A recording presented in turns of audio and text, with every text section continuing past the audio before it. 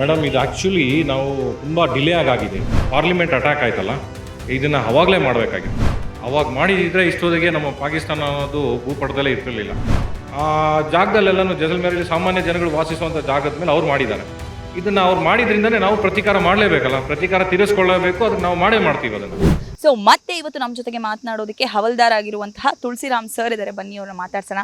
Sir, last time ನಿಮ್ಮ ಹತ್ರ ಮಾತನಾಡಿದ್ದೆ. So ಇವಾಗ ಆಗಿರುವಂತಹ ಬೆಳವಣಿಗೆ ಬಗ್ಗೆ ನಿಮ್ಗೆ ಏನು ಅನಿಸ್ತಾ ಇದೆ ಅಂತ? ಮೇಡಮ್ ಇದು ಆ್ಯಕ್ಚುಲಿ ನಾವು ತುಂಬ ಡಿಲೇ ಆಗಿದೆ. ಇದು ಕಾರಣ ಏನು ಅಂತಂದರೆ, ನಾವು ಏನು ಪಾರ್ಲಿಮೆಂಟ್ ಅಟ್ಯಾಕ್ ಆಯ್ತಲ್ಲ, ಇದನ್ನು ಅವಾಗಲೇ ಮಾಡಬೇಕಾಗಿತ್ತು.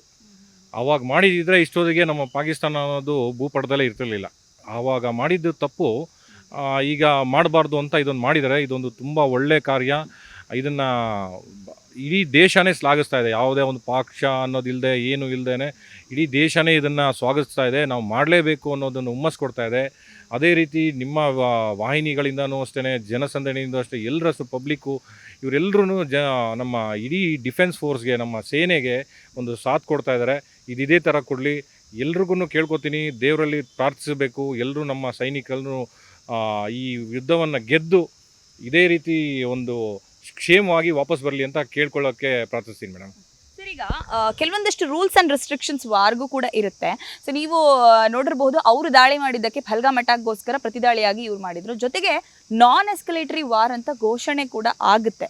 ಅಂದರೆ ನೆಕ್ಸ್ಟ್ ದಾಳಿ ಮಾಡೋ ಹಾಗಿಲ್ಲ, ನಾವು ನಿಮ್ಮ ಉಗ್ರರನ್ನ ಮಾತ್ರ ಟಾರ್ಗೆಟ್ ಮಾಡಿ ಹೊಡೆದಿರೋದು. ಸೊ ನೀವು ಯಾವುದೇ ಸಿಟಿಸನ್ನಿಗೆ ದಾಳಿ ಮಾಡೋ ಹಾಗಿಲ್ಲ ಅನ್ನುವಂಥ ಮಾಹಿತಿಯನ್ನು ಕೊಟ್ಟರು ಕೂಡ ನೀವು ಇವತ್ತು ನೋಡಿರ್ಬೋದು, ಶೆಲ್ ದಾಳಿ ಆಗಿರ್ಬೋದು, ಮನೆಗಳ ಮೇಲೆ ಚಿಕ್ಕ ಪುಟ್ಟ ಏನೋ ದಾಳಿಗಳಾಗಿರೋದು. ಏನು ಹೇಳ್ತೀರಿ ಇದನ್ನು ನೋಡಿದ್ರೆ? ಅದ್ರ ಮೇಲೆ ಏನು ಸ್ಟ್ರಿಕ್ಟ್ ಆ್ಯಕ್ಷನ್ ತೊಗೊಳಕ್ಕಾಗಲ್ವಾ ಹೇಗೆ? ಯಾಕಂದರೆ ವಾರ್ ನಿಲ್ಲಬೇಕು ಅನ್ನೋದೇ ಎಲ್ಲರ ಉದ್ದೇಶ. ಏನು ಹೇಳ್ತೀರಿ ಮೇಡಮ್? ಇದರಲ್ಲಿ ಏನು ಅನಿಸುತ್ತೆ ಅಂದರೆ, ನಾವು ದಾಳಿ ಮಾಡಿದ್ದು ಪಹಲ್ಗಾಮ್ ಅಟ್ಯಾಕ್ ಬದಲಿಗೆ ಅದು ಕೌಂಟರ್ ಇನ್ಸರ್ಜೆನ್ಸಿ ಅಂತ ಮಾಡ್ತಾರೆ. ಅದಕ್ಕೂ ವಾರ್ಗೂ ಸಂಬಂಧನೇ ಇಲ್ಲ. ಅದು ಟೆರರಿಸಮ್ಸ್ ಮೇಲೆ ಮಾಡೋವಂಥದ್ದು. ಯಾವುದೇ ಕಾರಣಕ್ಕೂ ಇದಕ್ಕೆ ವಾರ್ ಜೊತೆಲಿ ಅದನ್ನು ನಾವು ಮಾಡೋ ಹಾಗಿಲ್ಲ. ನಾವು ಮಾಡಿದ್ದು ಟೆರರಿಸಮ್ಸ್ ಮೇಲೆ ಮಾಡಿದ್ದು, ಅವರ ಐಡೌಟ್ಸ್ ಮೇಲೆ, ಅವರು ಇದ್ದಂಥ ಜಾಗಗಳ ಮೇಲೆ ಮಾತ್ರ ಮಾಡಿರೋದು. ಪಾಕಿಸ್ತಾನ ಏನು ಮಾಡ್ತು, ನಾವು ಈ ಪಬ್ಲಿಕ್ ಇರುವಂಥ ಜಾಗದಲ್ಲೇ ಮಾಡಿದ್ದಾರೆ. ಈಗ ರಜೌರಿ, ಪೂಂಚ್ ಎಲ್ಲ ಸಾಮಾನ್ಯ ಜನ ಇರೋವಂಥದ್ದು. ಆ ಜಾಗದಲ್ಲೆಲ್ಲನೂ ಜೈಸಲ್ಮೇರಲ್ಲಿ ಸಾಮಾನ್ಯ ಜನಗಳು ವಾಸಿಸುವಂಥ ಜಾಗದ ಮೇಲೆ ಅವ್ರು ಮಾಡಿದ್ದಾರೆ. ಇದನ್ನು ಅವ್ರು ಮಾಡಿದ್ರಿಂದನೇ ನಾವು ಪ್ರತೀಕಾರ ಮಾಡಲೇಬೇಕಲ್ಲ, ಪ್ರತೀಕಾರ ತೀರಿಸ್ಕೊಳ್ಳಬೇಕು. ಅದಕ್ಕೆ ನಾವು ಮಾಡೇ ಮಾಡ್ತೀವಿ ಅದನ್ನು. ಇದು ಯಾವುದೇ ದೇಶ ಇದನ್ನು ಅಪೋಸ್ ಮಾಡೋದೇ ಇಲ್ಲ.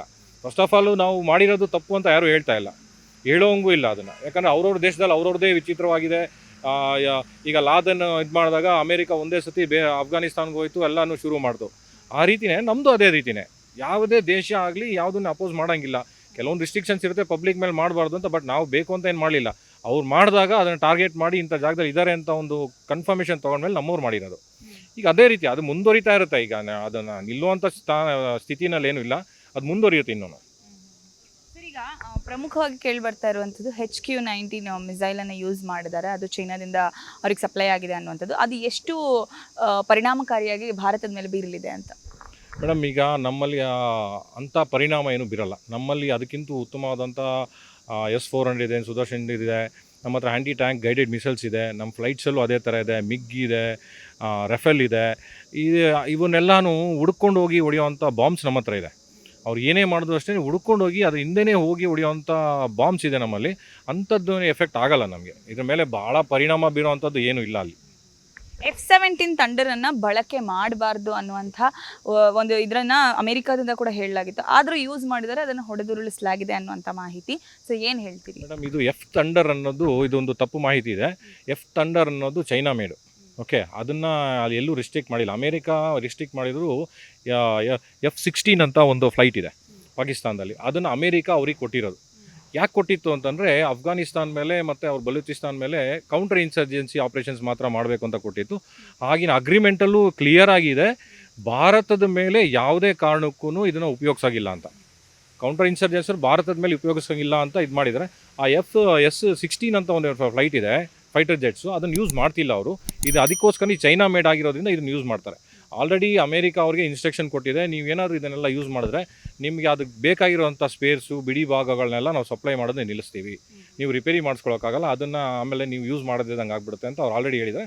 ಅದನ್ನು ಯೂಸ್ ಮಾಡ್ತಿಲ್ಲ. ಇದನ್ನು ಮಾತ್ರ ಹೇಳ್ತಾರೆ, ಏನು JK-17 ಅಂತಿದೆ, ಅದನ್ನು ಯೂಸ್ ಮಾಡ್ತಿದ್ದಾರೆ ಅವರು. ಅದು ಚೈನಾ ಮೇಡ್ ಆಗಿರೋ ಅದು ಯೂಸ್ ಮಾಡ್ತಿದ್ದಾರೆ.